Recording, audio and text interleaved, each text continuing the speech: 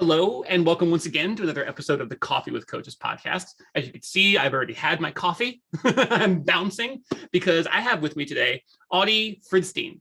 Audie is CEO of Your Call to Action, a US-based coaching firm that empowers mid to senior level leaders with proven strategies, guidance, and support to successfully prepare for, execute, and secure what comes next in their career. Drawing upon her own personal experience and landing multiple offers, she thrives on helping others achieve similar results. Speaking of thriving, Audie, thank you so much for being here. Welcome to the podcast. Oh, Kevin, thank you very much for the invite. I'm excited to be here. Well, let's get right into it and start at the start. What prompted you? Well, first, what got you into coaching? What prompted you to discover that you were a coach? And then what got you to start a coaching business? Right. Great questions. So once upon a time, no, I'm just kidding. And you probably have learned this. People come into this profession from so many different avenues. For me, my first career was in sales and sales leadership. I was predominantly in the technology field. I worked with executives and other key stakeholders to help understand what some of their biggest and most critical challenges were. And then through the products or services or software that I was selling, would put a solution in place. And I worked with companies, probably the Fortune 1000 companies, predominantly. And I loved what I was doing. I loved the relationship building. I loved solving problems, helping people achieve their goals.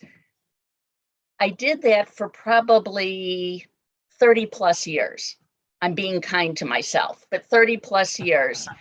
And what I found was, first of all, I loved the technology field because when I got in, and this was, again, probably in the 80s, believe it or not, it was still in its infancy. Yes, the IBMs of the world were there, but if you think back to early 80s, we didn't have PCs, we didn't have laptops. I still remember the typewriter. And so I really, I was drawn to the technology field because it was constantly changing. I could constantly learn something new and yet still provide a valuable service to companies. So the good news is it was constantly growing. The not so good news, but it makes sense, is as I would work with companies, as I was employed by companies, many of them were maybe 3, 5, 10 years old, and they ultimately went through different phases where either new leadership came in and they'd bring their own people, or they'd get, the company would merge or get acquired and things would dramatically change. So here was environments that I loved what I was doing, and things just like would turn upside down. And I would give them a chance, but I'm the type of person, if I don't feel like this new leadership or the new framework is working to my advantage, is serving me, or if I don't feel like they appreciate what I do, because I've always been a high achiever, I was always one of the top sales reps, I would then decide, I'll still continue, working 110%, but I would start actively looking for a new position. And back in the 80s, there was really no one. That's what I kind of started. Yeah. There really wasn't anyone that was there to coach or support you. And I failed forward many times. There were many things that I did that I would repeat whenever I would get back in job search mode. And there's things, that I would improve upon. So eventually, I kind of got this routine down as far as, okay, how do you start preparing for a job search? How do you execute? What are effective strategies, effective verbiage and wording? And how do you negotiate a great offer? And then get onboarded successfully. And I just kind of created that. And what I found is I would oftentimes get multiple offers. They were great offers, not just mediocre ones. And it just worked. And it was always a career advancement. So either larger responsibility, more money, whatever. So it's like perfect. So over time, people would say to me, how did you get so many offers? These are good offers. How'd you do that? And I would, graciously help them. And they would flourish.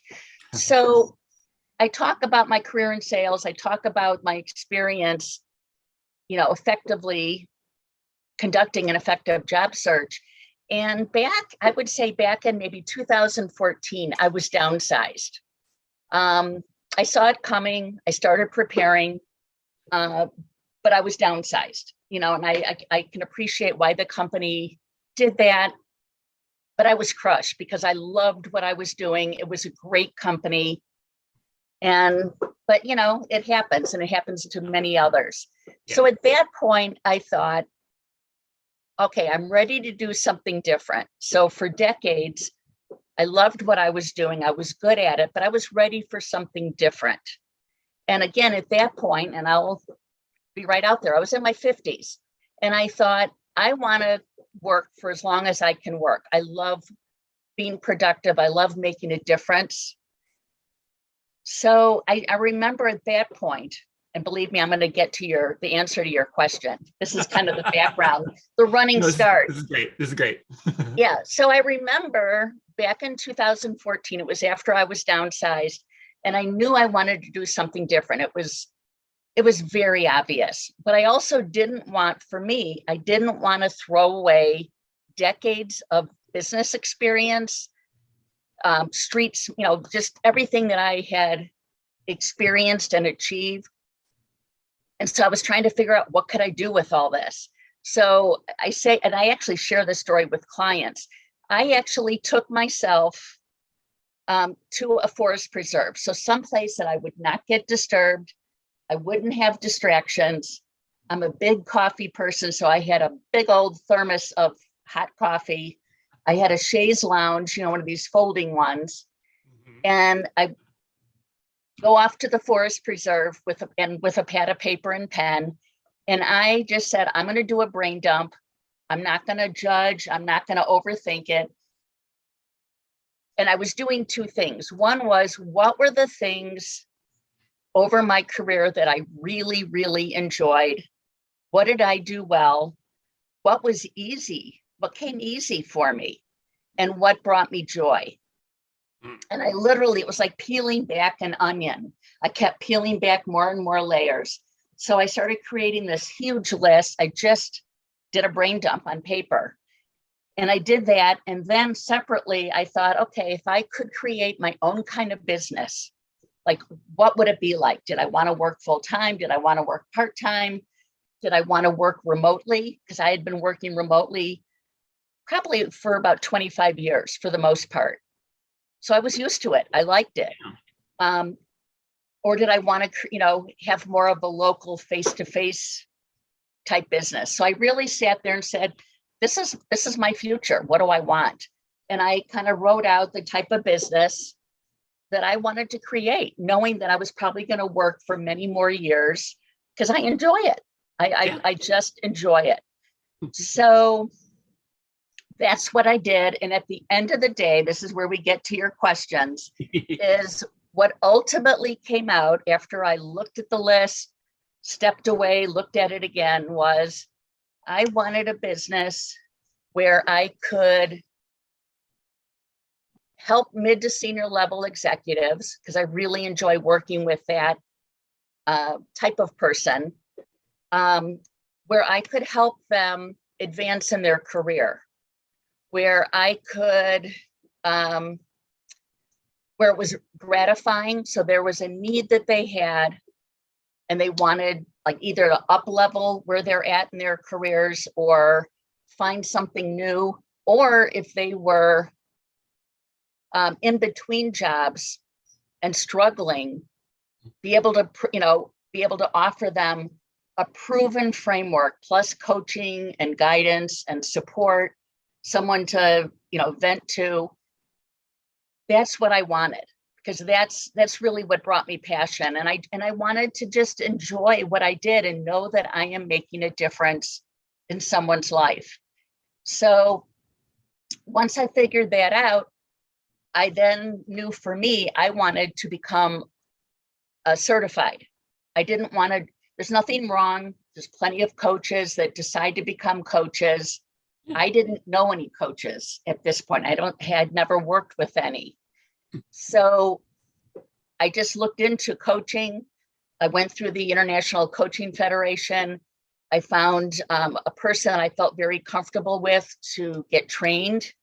Went through my 6-month intensive training. And at the end of that 6-month program, literally the next day, I went and registered my business and it was launched. And then about 6 months later, I became ICF certified, or I got my credentials because I needed to build up some more hours. But so that was really it. I wanted to leverage my experience, do something different. And what was driving me was making a difference and providing an invaluable service to people to help them get where they want to go. I love, I'm so glad you actually took the time to go back through like your journey, because I love what it speaks to about your coaching practice and your approach. Because what you did was, and in my head, I'm like, I could smell the forest. I can certainly taste the coffee. I was like, you're like, okay, I have some questions I need to ask myself. They need to be specific. They need to also be broad. It's like, what do I want? What's going to bring me joy? What are the things that I'm good at? What do I want to be doing with the rest of my like career, the rest of my life that's going to meet all of those things? And then the next level of questions, like, okay, so how do I go about doing that? Who do I serve and what way do I serve them? You created the space for yourself to ask yourself these questions, and then you just answer them without judgment, without prejudgment. It's like, let them come out and let's see what I've got. And that commitment to asking those questions and hearing the answers, I mean, it's so clear how it's set your path forward, it set your steps forward so that, okay, I have my answers to all of these questions. Now I just got to go and execute those answers.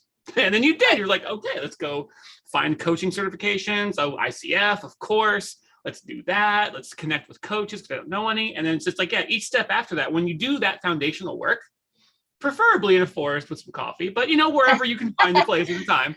Exactly. It really does. It sets your whole path in front of you in a way that just, I wouldn't say it necessarily makes it easy, but in a way it does. It kind of does. I should maybe more accurately say it does make it smooth, because each step naturally follows the one previous and has the next step already in front of it. That's right. I just wanted to say how much I loved that about your personal journey. Well, thank you. Thank you. Well, what's interesting too is when I was going through my coach training, one of the things the instructor said is what you start out doing in your coaching business may not necessarily be what you do 2, 3, 4 years from now, because you'll find there's a certain pattern of people that you gravitate to, or a type of service that you just tend to gravitate more to. And that's what you want to focus on. Because when I first started, I was equally passionate about providing sales coaching to technology, salespeople at technology companies, because I was very good at that. And I wanted to be able to help elevate people. I also was passionate about the job search side. So I did both. And I would say probably after maybe a year of doing both, by far the clear winner as far as passion and what I found so rewarding was the career or job search coaching. Because most of these people, people's livelihoods are so important. I mean, it's a critical part of their life. And I know what it's like when work isn't going well. Either you're not happy where you're working, or you're bored, or you're working in a toxic environment. Many people stay there, which again, I'm not judging, but there is a way out, a very happy way out. Or people have been downsized. And again, I've been there, I get it. And they need the help. And so it was probably within a year after I launched my business, it became so clear, the job search, so that that's what I've focused on since then. And that's what I lead with. And that's perfect too, because I love that too, because these questions, these foundational questions, you spend in a very real way, you spend the rest of your life answering them. And like the different aspects, different facets of the answer eventually present themselves, almost like a gemstone. It gets kind of turned as you move through life, and you see the light in a different way, so to speak. And so you find it's like, oh, there's all these different people that I'm passionate about helping, but it does seem like this one's a little bit brighter, that there's just a little bit more passion, a little bit more connection, a little bit more like service I can provide, a little just, whatever it happens to manifest itself as. And I just love that Right. you started out open and have stayed open throughout your journey as you're becoming, a more and more successful coach for the people that you're Right. serving. It's just, yeah, it's fantastic. I'm sorry, I know I keep saying that. Yeah, no, thank you. And I hope this is helpful for your listeners out there, because whether someone's been coaching for years and is ready to do something a little bit different, they could go through these steps. Mhm. This is often what I coach my clients on. I have many clients who decide, instead of going back to corporate America, they want to launch their own service-based business. I go through similar exercise with them. So hopefully this is helpful to your listeners. I'm certain that it will be. Let's take a little bit of time, however much time you want. Talk a little bit about what your 2022 looks like. I know everybody's got. I mean, it's going to be a big year. Yes. There are a lot of needs, and I'm getting the sense that there is a lot of optimism. And not everybody's talking about it, but there is a lot of hope and a lot of focused optimism for what's coming for everyone, whether it's personal development, career development, the next big thing that's coming, or a collection of small things that build into something even bigger. So what's coming up for you in your coaching business in 2022? Sure. So lots of exciting things. Up till I would, So starting probably with fourth quarter of 2021. So the past 3-4 months. Up until then, I was predominantly one-on-one coaching, which I love. And I am starting to shift to the group coaching, small group coaching.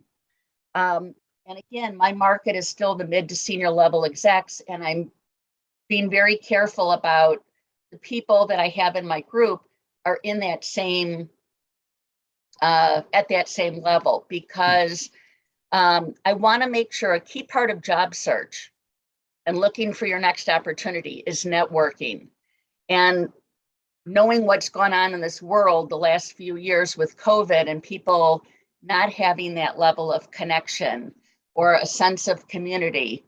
And I think it's even stronger in job search when an interview may not go as well and you think you're the only person in the world that's experienced that, but then all of a sudden you find in this group program, no, other people are feeling the same way, and this is very normal. You have to kind of go through this to open up time and space for other opportunities. So the idea around the group program is still my same proven framework, and I guess framework's the best way to describe it, kind of my 5-step approach, plus the coaching, plus the ability to ask lots of questions, unique, to each person or collectively. But it also is the sense of community, and people can network with each other to help advance not only their job search, but also just in general in their careers. And so I started launching some group programs, and that's my big emphasis is these are 3-month programs, very intense, lots of support, lots of time for my time to answer questions so people keep moving forward. And my plan at this point is to continue offering a new group every quarter. And if there's a big demand, then I'll run 2 different groups, because I don't want the size to get too large. Then I think people don't open up as much. So that's probably the big focus for 2022. I'm also more focused. I've always been, but I'm much more focused on expanding my referral partners. And what I mean by that is other solopreneurs or business people that serve the same market, mid to senior level execs, but in a different capacity, so that we're each, working with the same client, but they're providing a different service or support to them than I might be. So in my case, it's building referral partnerships with other, maybe with executive or leadership coaches. And if they have a client that has, that's looking to make a job change, refer them to me, and then, because that's my expertise. Yeah. or working with headhunters so that they can refer people to me and I can refer people to them. So it, goes both ways, but I'm putting a plan in place to be much more focused and diligent because it also makes it fun. I enjoy working with, collaborating with other professionals. And so that's another focus. And then probably realistically mid-year to maybe sometime during the summer, my plan is to launch a podcast series. So I plan to do that. I've been doing monthly newsletters. I'm continuing to do that because it's always filled with really helpful information that the people that are reading it can immediately apply in their job search. And so I want more of that in a podcast format. So those are the big things. Those are big things for, a rapidly advancing year. We're already, approaching halfway through February. I love that. And I feel like you're addressing all like the key elements of a coaching practice's growth, where it's like, okay, the one-to-one, you don't ever want to stop doing that because there's so much power there. There's such great passion and connection there, but you do want to be able to help more people. And I really appreciate that you're moving into that group coaching, but you want to make sure that you keep it at a certain size. Cause you get too big, eventually there's diminishing returns. People don't connect with the same alacrity and the same depth. And so I like that approach very much. And then of course, got to get the message out. So yeah, a podcast series is great. And so many people watch and listen to podcasts these days. It's a really powerful way to get into the eyeballs and ears and brains of so many people, and really like expose them to something that they might not even realize they need. Right. Until they hear it from you. So that's fantastic. Where can people find out more about you and keep up with your developments through the coming year? Right. No, that's a great question. So probably the best way is, I'd love to connect with people on LinkedIn. That's probably the best of the social media for the market I serve. And that's also where I probably spend the most time. I love LinkedIn. Yeah. The other piece is my website. Because it has just lots of really good information and resources for my clients and prospective clients. And my website is yourcalltoaction.net. Okay. The one piece I want to just mention about my website is I talked about my newsletter. And a great way to, at least once a month, I don't like getting tons of emails from people, so I'm very careful. But the newsletters are very informative. And so when you go to my website, there's a link that you can subscribe to the monthly newsletter. And, I welcome anyone that wants to read them because they really are filled with value. That's what I do. I provide value for people and help them achieve their goals. And I guess the other piece, and this, people could reach out to me either through the contact me on my website or LinkedIn, but I would really love to form referral partnerships, as I said before. So if there's any of your listeners that serve the same, client as I do, but in a different capacity, please reach out. Let's chat. Let's get to know each other. I'd love to know how we can support each other, and I love giving. So how I can support them or support you in your business. I appreciate your asking that. Yeah, of course. Rising tide raises all boats, right? It's one of my favorite little analogies because I find it to be true. Every single day I find a reason for it to be true. It is true. Well, Audie, thank you so much. I feel like I could, almost a half an hour went by. It's like, I felt like it was 5 minutes. I feel like I could do this all day, but should respect everyone's time and bring things to a close. Anything else you want to say before we say goodbye to our audience? Yeah. So I just, first of all, want to thank you profusely. I really enjoyed talking with you.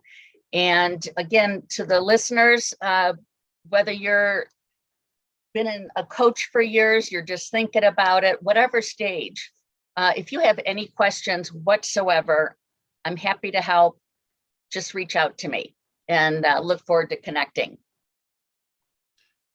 As do we all. Audie, Yes. Thank you for connecting with me today. Audience, thank you for connecting with us. Reach out if you have any questions to me, to Audie, however you would like, we are here and we are excited to meet you. So I hope y'all are having a great day and we will talk to you very soon.